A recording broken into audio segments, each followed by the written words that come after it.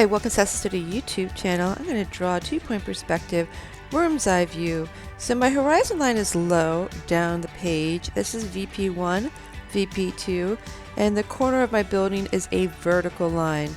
So take the top and go to VP2 and the top of the line to VP1, and then you're going to end a building with a vertical line. So we can make many different buildings by vertical lines, so I'm going to go ahead and draw a couple of different lines on this side. But please don't do this where you tilt your ruler. I know people think it looks cool, but it means it's falling. So this is something that people do all the time. So just try to make sure your line is straight up and down, a vertical line. I can't emphasize that enough. Okay, so we're going to have some buildings, worm's eye views. Let's draw a door. I'm going to take the top of the door to the vanishing point and then drop my line down. So I'm going to draw a line here, and then the bottom of the line, it's going to get the angle from the vanishing point, and then I'm going to slide my ruler up a couple of different times for windows.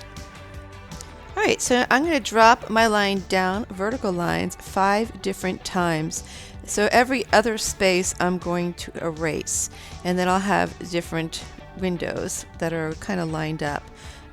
You might have to redraw it after you erase it. So what I did, I just got rid of a building, the top of the building, and now I'm going to take this to the other vanishing point, VP1, and I created a building. So you can make them taller. So take this to the vanishing point, VP1, and then what you want to do is drop your line down, a vertical line, so you've made it taller. It's flat, so let's go to VP2, drop your line down, and now you have a taller building. It looks kind of cool.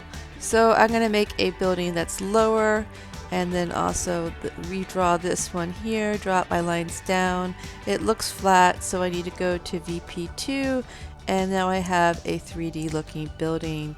So just go back and forth. If you lower or add to your buildings, you're going to need to show probably both sides, and that's what you're doing. You're getting your angles from the vanishing point.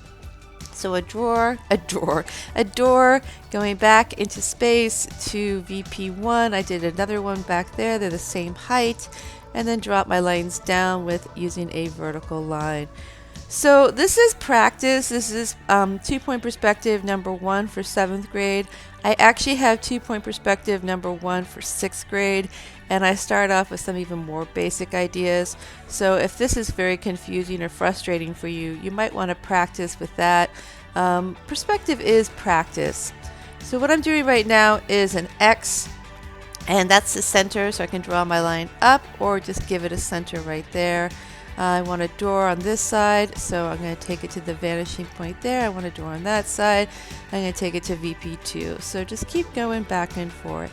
But thank you so much for tuning in, liking, and subscribing to my YouTube channel.